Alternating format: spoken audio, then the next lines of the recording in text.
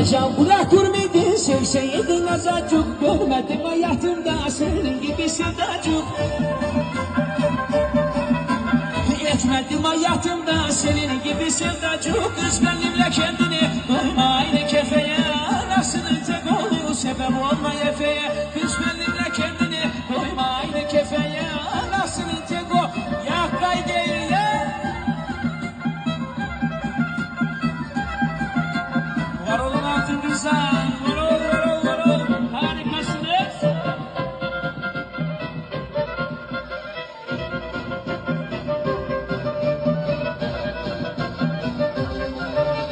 Tanır beni ufağım ha bu yanık sesinden.